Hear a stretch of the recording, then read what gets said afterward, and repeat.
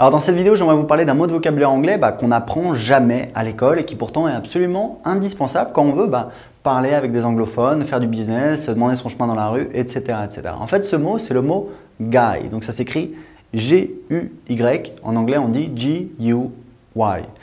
Guy, en fait, a guy, c'est un type, c'est un gars. Voilà, ça ressemble un petit peu au mot français, le mot gars. Et c'est un mot qui est très très utilisé. En fait, c'est très ce qu'on appelle casual en anglais, c'est-à-dire informel, mais c'est extrêmement utilisé. Par exemple, moi, si je suis à Paris, je vois voilà, un petit groupe, deux, trois personnes qui m'ont l'air de parler anglais. Ça peut être des Australiens, des Américains, des Anglais, etc., qui sont perdus. Je vais leur dire Do you need help, guys?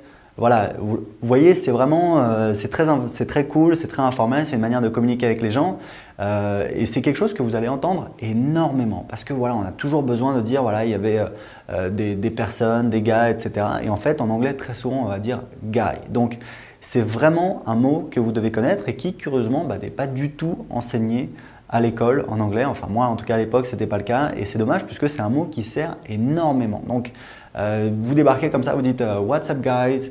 How you doing guys? Voilà, c'est vraiment une manière très informelle de parler avec les gens et qui va énormément vous servir. Donc faites attention, apprenez-le, vous allez voir que vous allez commencer à l'entendre de plus en plus souvent parce qu'en fait c'est normal. Quand vous apprenez un nouveau mot, vous allez voir que vous commencez à l'entendre un petit peu partout. En fait avant vous l'entendiez également, sauf que comme vous ne le connaissez pas, votre cerveau il faisait pas attention et du coup vous ne l'aviez pas remarqué. Mais maintenant que vous l'avez appris, vous allez commencer à l'entendre très régulièrement. Une petite anecdote, puisque moi je vivais en Australie et en fait quand je voyais alors je me souviens c'était par exemple dans les toilettes, donc il y a toujours la partie homme, la partie femme et il y avait d'un côté donc c'était écrit guys, donc c'est les gars et de l'autre côté la partie femme c'était écrit girls, donc G-A-L-S et c'est rigolo parce qu'en fait pendant voilà peut-être 2 ans j'étais un petit peu interloqué, je ne comprenais pas en fait d'où ça venait ce mot girls. Et en fait, un jour, j'ai compris en fait, c'est que ça veut dire tout simplement girls. Donc, si vous le prononcez, les Anglais sont très laxistes avec leur langue. Ils se permettent beaucoup d'abus de langage, beaucoup d'abus d'écriture avec leur langue. Donc, il ne faut pas être étonné de voir un petit peu des mots comme ça. Donc, si vous voyez G-A-L-S, ça veut dire girls. C'est en fait comme si on prononçait girls, girls, girls, girls, girls, girls. Voilà, c'est un petit peu une manière de le prononcer un petit peu entre guillemets à l'arrache.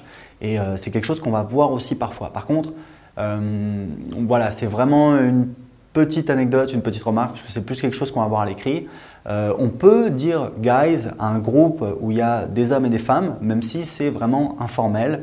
Donc voilà, si c'est des personnes d'un certain âge, ça va être un petit peu, voilà, après au-dessus de 40 ans, ça va faire un petit peu déplacé, on peut dire, mais vraiment si c'est des jeunes, vous avez des garçons et des filles, vous pouvez dire hey, what's up guys, how you doing guys, il n'y a aucun problème là-dessus, c'est tout à fait informel, c'est même plutôt sympathique, c'est une manière voilà, sympathique, conviviale de saluer des gens. Donc voilà, notez bien ce mot, guy, entraînez-vous à le dire. Si vous avez des questions, posez-les en dessous de cette vidéo. En attendant, je vous donne rendez-vous à très bientôt pour plus de conseils en vidéo sur Anglais 5 minutes.